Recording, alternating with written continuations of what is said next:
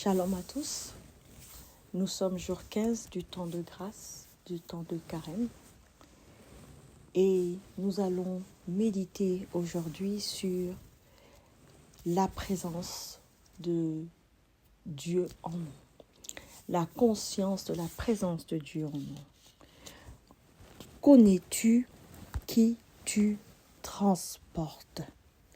C'est le titre de notre méditation aujourd'hui. Le sais-tu de qui transportes-tu la présence? Il est écrit que ce n'est plus moi qui vis, c'est Christ qui vit en moi. Ce n'est plus moi qui vis, c'est Christ qui vit en moi.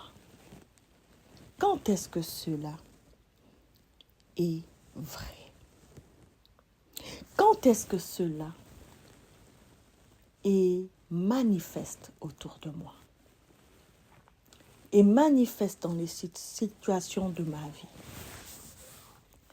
Je regardais ce verset biblique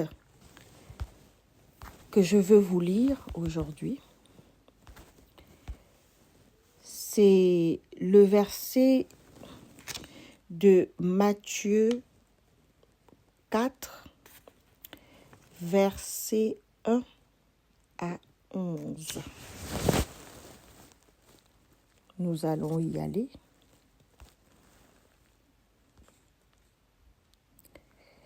Dans Matthieu 4, versets 1 à 11, je vais retenir le premier verset. Jésus fut emmené par l'Esprit dans le désert pour être tenté par le diable.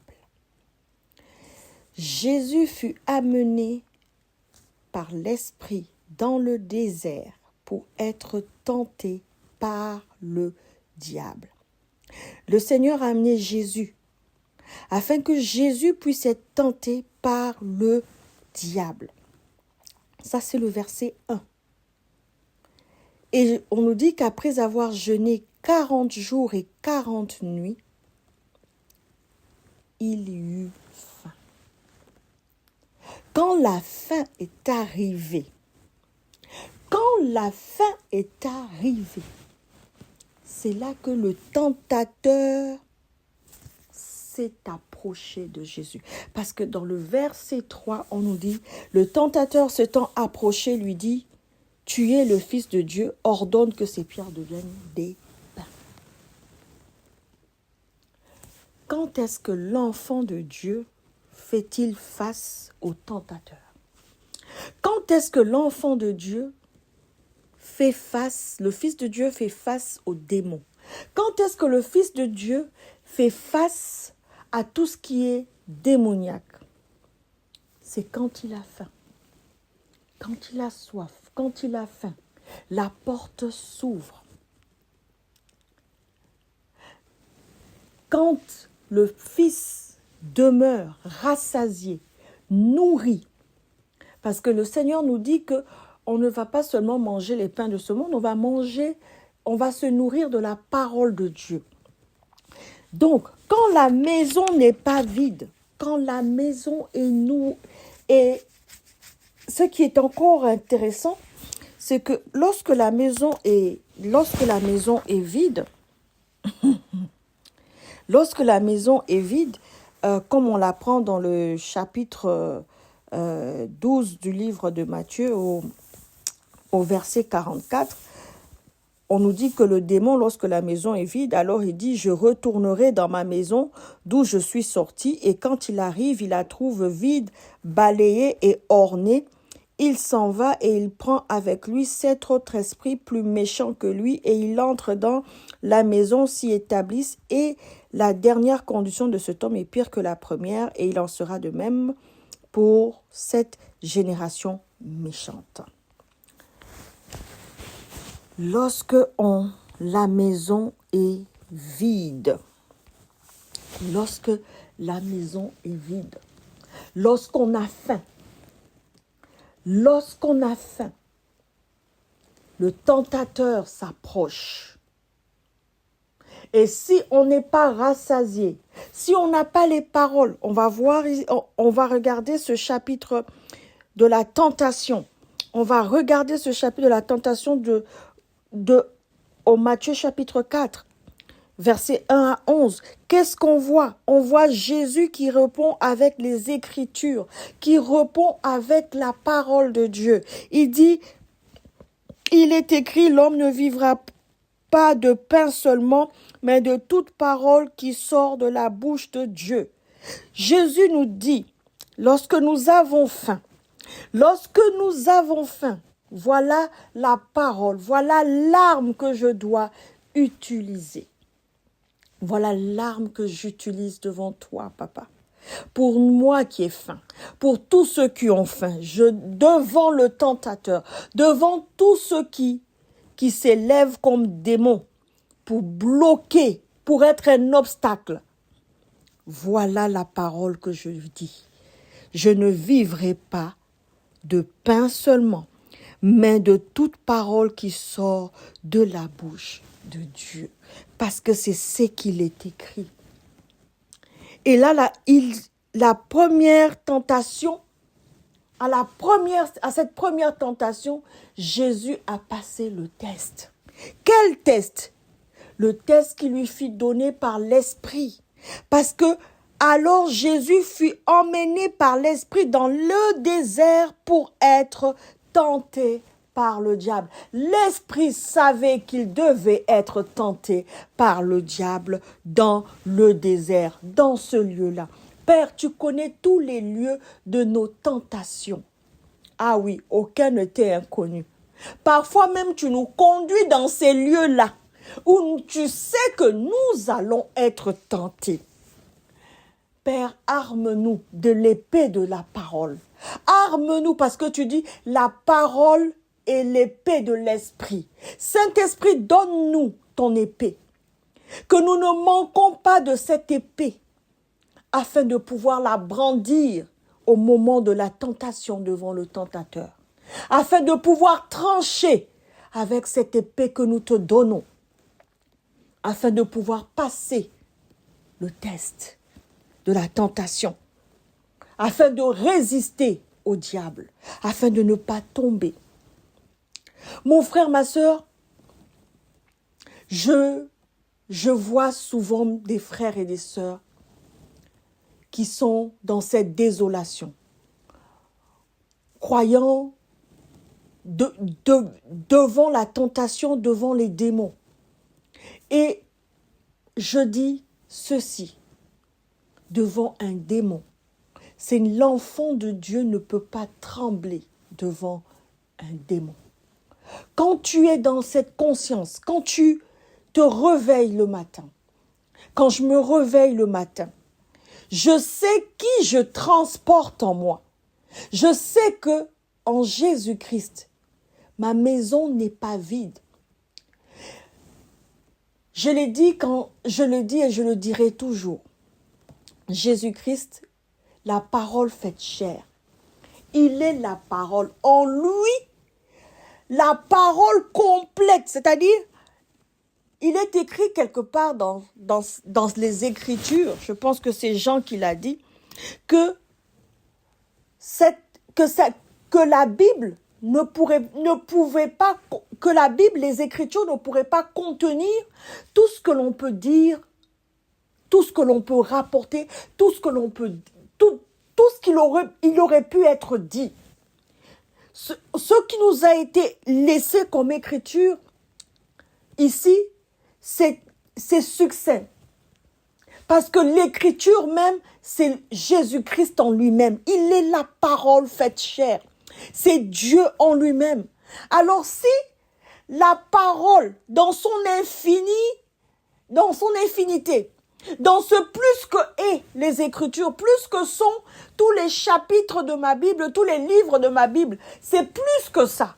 Toute cette parole est en toi, est en moi, et que je l'ai acceptée. Non seulement la maison n'est pas vide, c'est vrai qu'elle est balayée, elle est ornée, mais elle n'est pas vide.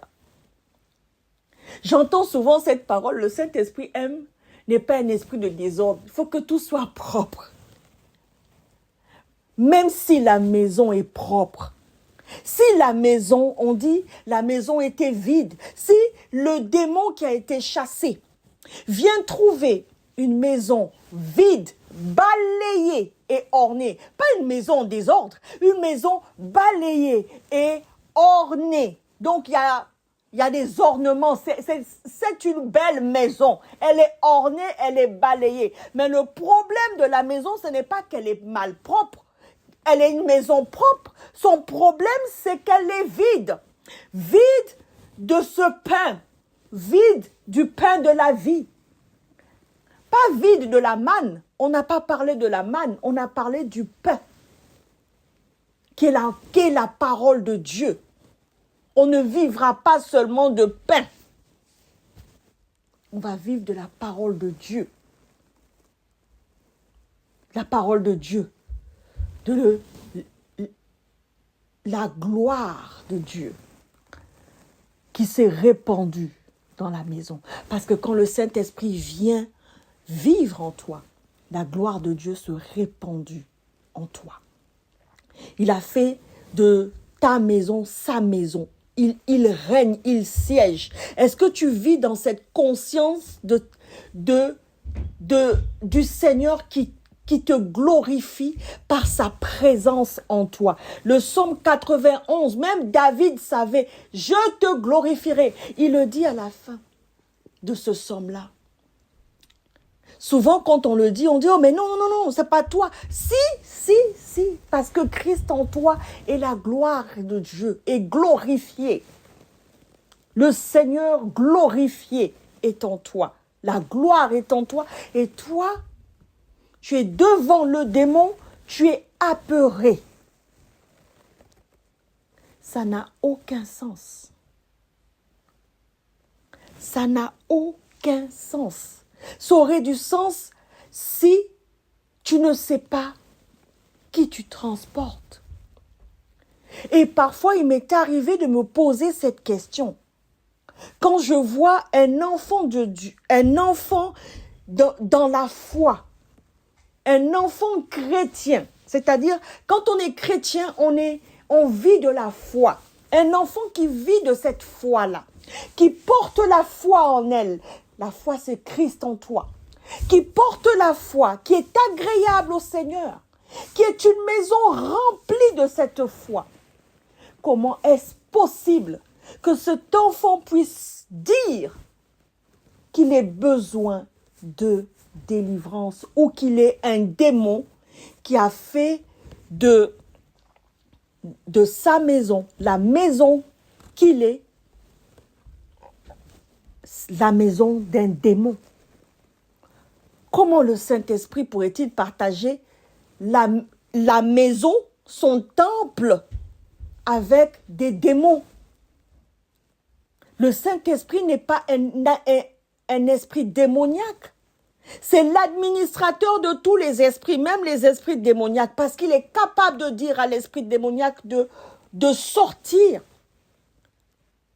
Et cela m'est arrivé lorsque l'on priait pour moi.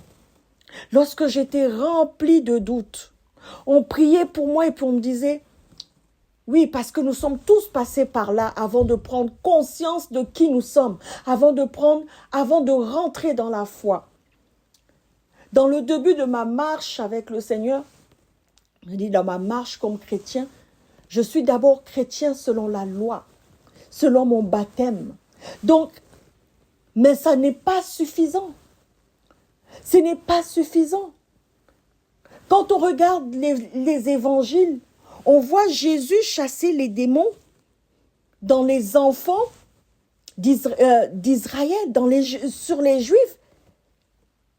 Ils sont juifs selon la loi. Selon le baptême de Jean-Baptiste, je suis dans la loi. Mais si je suis baptisé dans l'esprit, c'est là que je deviens fils de Dieu. La loi du baptême, selon la loi du baptême de la repentance, ne fait pas de moi, elle ne suffit pas, elle ne fait pas de moi un fils de Dieu. Je ne suis fils de Dieu que par le Saint-Esprit. Je ne reviens que dans le jardin d'Éden dont Adam a été chassé, que si je suis agréable au Seigneur. Et nul n'est agréable au Seigneur si ce n'est par la foi en Jésus-Christ. Et cette foi, elle est attestée. Ton côté agréable, le fait que tu sois agréable est attesté par la présence du Saint-Esprit en toi. C'est lui, c'est le sceau de l'obéissance, c'est le sceau qui dit, cette personne, c'est le signe, c'est le sceau qui dit, cette personne est agréable au Seigneur et peut revenir, peut avoir accès à la présence de Dieu en permanence, vit la présence de Dieu en permanence. D'ailleurs, je vois Paul dans les Actes des Apôtres, je pense au chapitre 19, si je ne me trompe pas. Il parle, je pense à Apollos, où il dit à Apollos, de quel baptême as-tu? Et Apollos dit, le baptême de Jean-Baptiste. Et c'est vrai qu'il prêche, c'est vrai qu'il a la parole, mais il n'a pas reçu le baptême du Saint-Esprit. Le baptême du Saint-Esprit, c'est le baptême qui atteste que tu es chrétien. C'est le baptême qui fait en sorte que devant les démons s'enfuient ou les démons te connaissent. Les démons vont dire, je connais Paul, je connais Jésus, je connais Paul, mais toi je ne te connais pas. Avant même que Jésus ne soit ressuscité, crucifié et ressuscité au 3e jour, les démons connaissaient de qui il était le Fils. Les démons étaient capables de dire au Christ que tu es fils de Dieu. On voit Jésus chasser les impurs, les esprits impurs, les démons impurs. On le voit dans Luc au chapitre 4, versets 33 à 36. Le démon dit, l'esprit de démon impur dit à Jésus, qu'y a-t-il entre nous et toi, Jésus de Nazareth? Tu es venu pour nous perdre. Je sais qui tu es, le Saint de Dieu. Jésus le menace.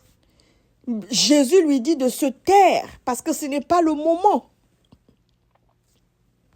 Et de sortir. Mais nous, les enfants dits chrétiens, des lèvres, parce que cette circoncision, on dirait qu'on n'a pas reçu la circoncision de Jésus-Christ. On est chrétien de la chair. Alors nous courons. Je pense que j'ai un démon. Le démon là me tourmente. Le démon là m'embête. J'ai l'impression que il arrive dans des moments que nous vivons, nous sortons complètement de la foi et nous vivons comme si le royaume de Dieu venait encore vers nous, alors qu'en tant que chrétiens, dans la foi, le royaume de Dieu est en nous. Et nous sommes devenus le royaume de Dieu parce que nous sommes une part de ce corps de Christ, de Jésus-Christ, le royaume de Dieu. Même la plus petite cellule du corps de Jésus, le démon doit reconnaître. Le démon doit trembler. Même si je suis la plus petite cellule de l'orteil ou même de l'ongle, le démon doit reconnaître.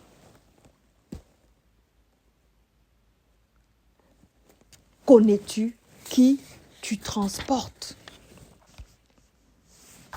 Parce que ce n'est que si je suis dans cette conscience de qui je transporte en moi, qui vit en moi, que je suis dans la victoire,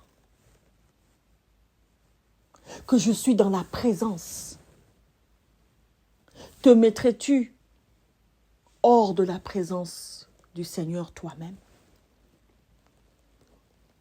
Parfois je regarde ça, je dis, Seigneur, tu as juré que rien ne nous séparera de toi, mais parfois même nous-mêmes là, tu as obligé de nous tirer. C'est-à-dire que, je ne sais pas, nous-mêmes nous mettons des pare-feux, je ne sais pas. On on a le feu en nous, le feu de l'esprit est là. Toi-même, tu es un buisson ardent, un vrai feu dévorant, qui doit dévorer même le démon qui a envie de s'approcher de toi, doit brûler. Mais c'est toi qui brûles. Je ne sais pas, on met les pare-feux à l'intérieur comme quand on ne veut pas que le feu se propage. Donc, on a tellement mis des pare-feux par notre façon de penser, par notre façon de vivre la présence de Christ en nous. À chaque fois que nous voyons devant le Seigneur, nous disons, je suis, Jean, il est en haut et puis moi je suis en bas, je suis en train de demander. Donc on est dans une autre distance, alors que Père, je te parle là, je sais que tu es en moi. On ne fait que un.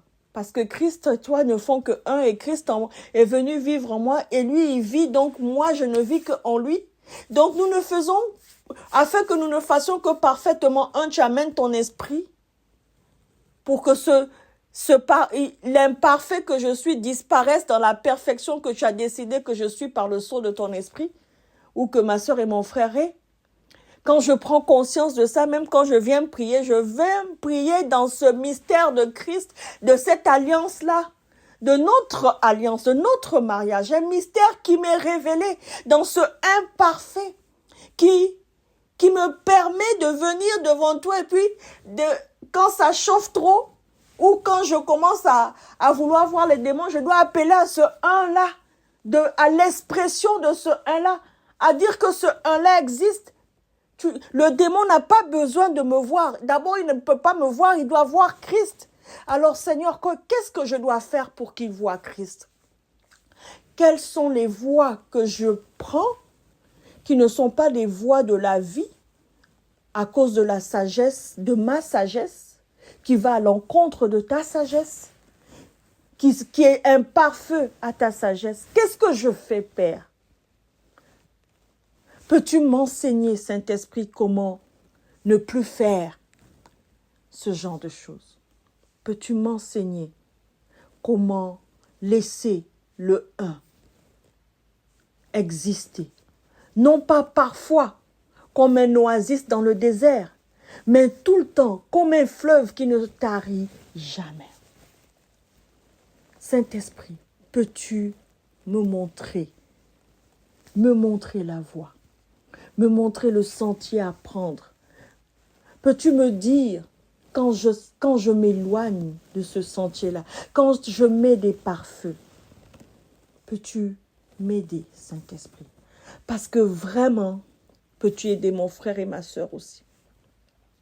Peux-tu avoir compassion de nous? Je sais que tu as un esprit de compassion, papa. Et compassion est-ce que je dirais de mon arrogance? Et compassion de mon orgueil. Est-ce que je pourrais dire ça, Père? Parce que je trouve que c'est arrogant et orgueilleux que je pense que c'est parce que je chasse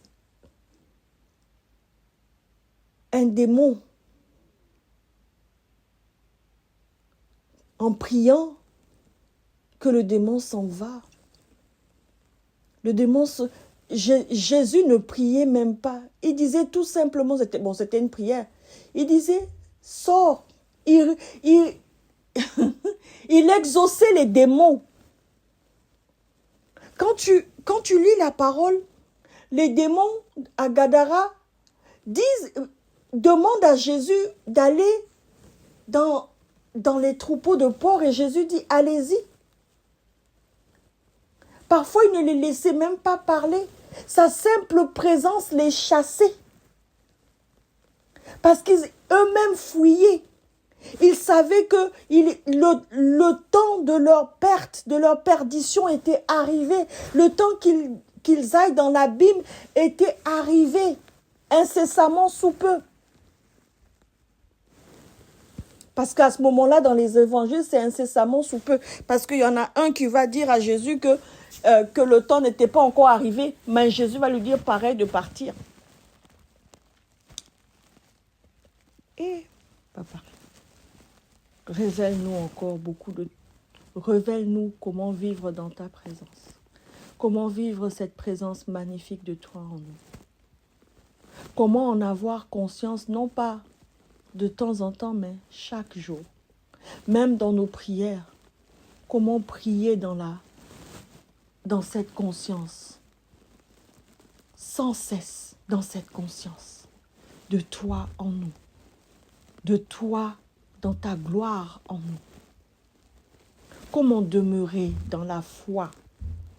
Faire en sorte que ma chair soit dans cette foi-là.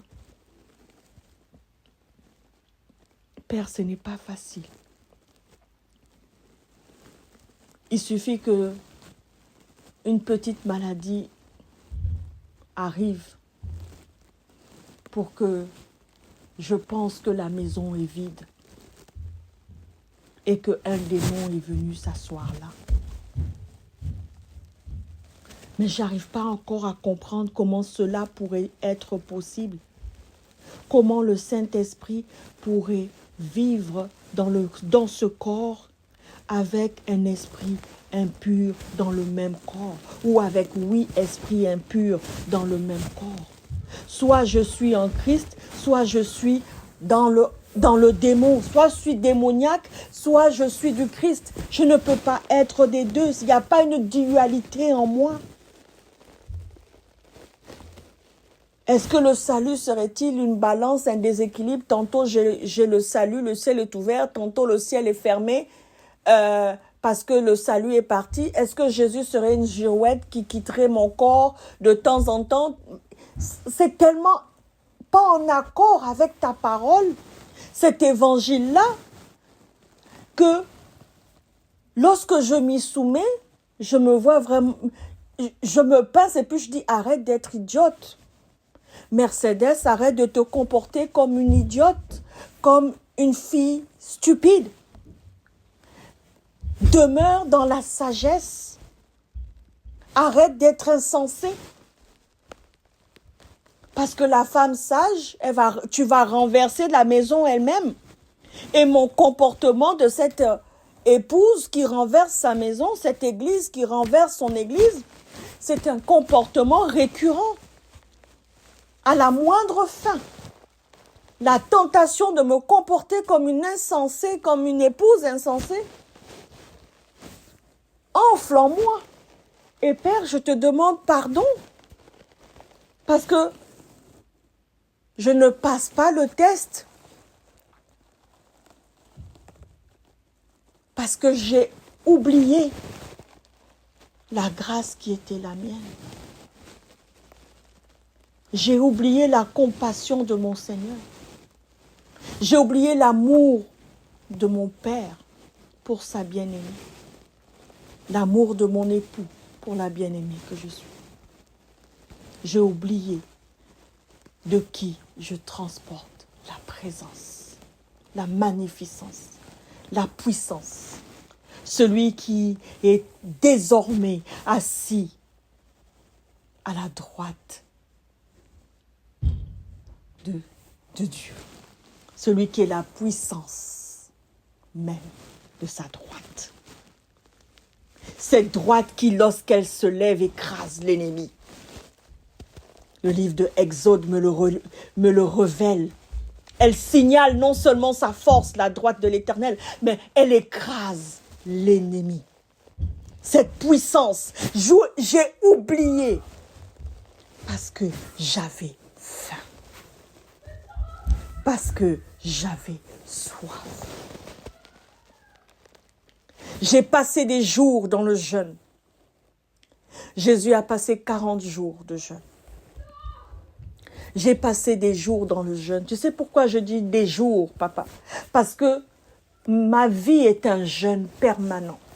Ma vie devrait ressembler à un jeûne permanent, pas un jeûne où je ne mange pas du matin jusqu'au soir. Non, je ne parle pas du jeûne de la diète, des régimes alimentaires. Je ne parle pas de ce jeûne-là. Je parle du jeûne qui plaît à ton cœur, papa. Le jeûne qui détache les liens de la méchanceté. À partir de Isaïe 58, à partir de verset 6, papa. Là-bas, c'est ce jeûne-là dont je parle. Ce jeûne qui fait que lorsque je l'ai fait correctement chaque jour de ma vie, lorsque j'ai décidé que ce jeûne-là devient un style de vie, ma façon de vivre avec toi, ma façon de vivre la présence, l'élection de ton amour, papa.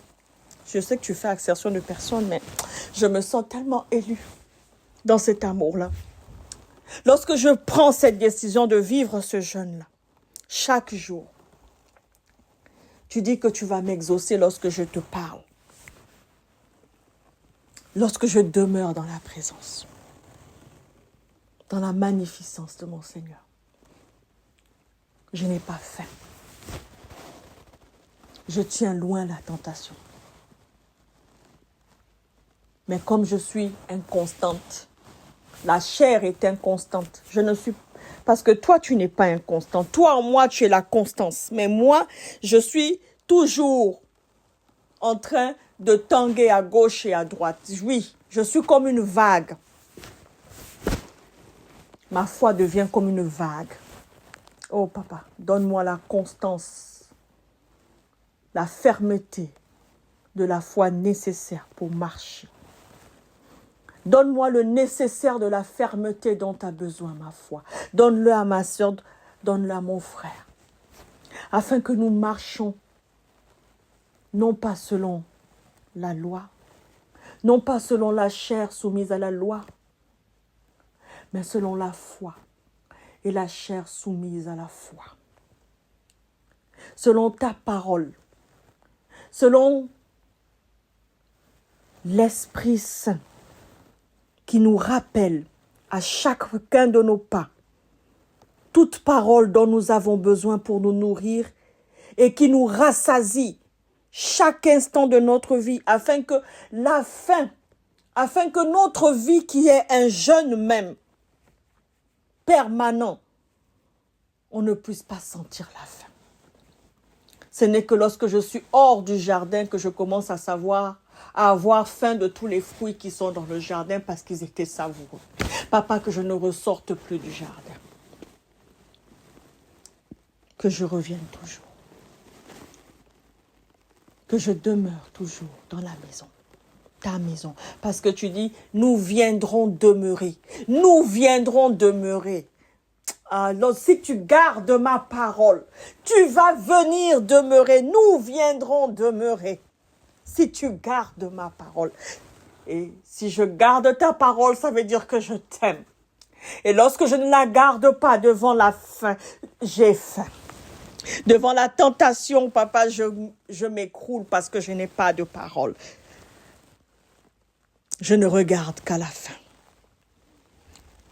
Papa, que nous demeurons rassasiés chaque jour de notre vie.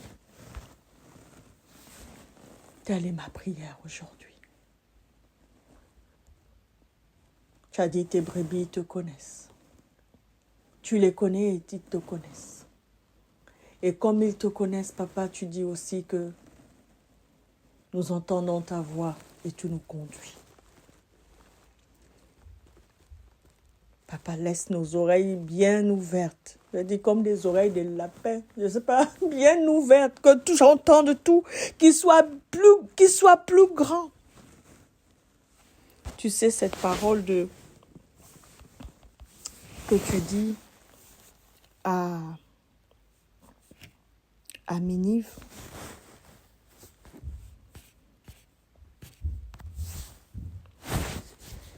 Ah, Père éternel, tu es plus grand. Ce que tu as accompli, Seigneur Jésus-Christ, à la croix, c'est beaucoup trop grand pour mon entendement. Il n'y a que toi, Saint-Esprit, pour me le rappeler. Pour le rappeler à ma sœur, pour le rappeler à mon frère. Nous n'avons que toi pour nous aider, pour nous l'enseigner, pour nous le révéler. Afin que toutes les œuvres mortes qui se lèvent contre la connaissance de de ce mystère, de cette révélation, de cette grâce, puisse être effacée de notre conscience et que seule la grâce de la puissance de la croix puisse rester en nous, de la puissance de la vie éternelle en nous puisse rester. Fais-nous découvrir encore tant de choses, Saint-Esprit. Aide-nous à comprendre la vérité, de transporter, de porter l'Esprit de Dieu en nous et de ne faire qu'un avec cet Esprit-là, en Jésus-Christ. Seul toi es capable de nous amener dans cette révélation de l'épouse qui ne fait que un avec son époux, le Saint-Esprit. Couvre nos entrailles afin que nous puissions enfanter Christ. Couvre nos entrailles afin que nous enfantons la vérité, la foi, la fermeté de la foi, afin que nous puissions enfanter la vérité de ta présence toute puissante en chacun de nous. Que cette sagesse-là, que cette intelligence-là soit notre partage. Que cette stature-là soit le partage de chaque enfant chrétien. Et que cette vérité-là ne quitte pas notre conscience et notre cœur, notre âme. Peu importe les lieux, même dans le désert. C'est dans le nom puissant de Jésus-Christ que j'ai prié. Amen. Notre Père qui es aux cieux, que ton nom soit sanctifié, que ton règne vienne. Que ta volonté soit faite sur la terre comme au ciel. Donne-nous aujourd'hui notre pain de ce jour. Pardonne-nous nos offenses, comme nous pardonnons aussi à ceux qui nous ont offensés. Et ne nous soumets pas à la tentation, mais délivre-nous du mal.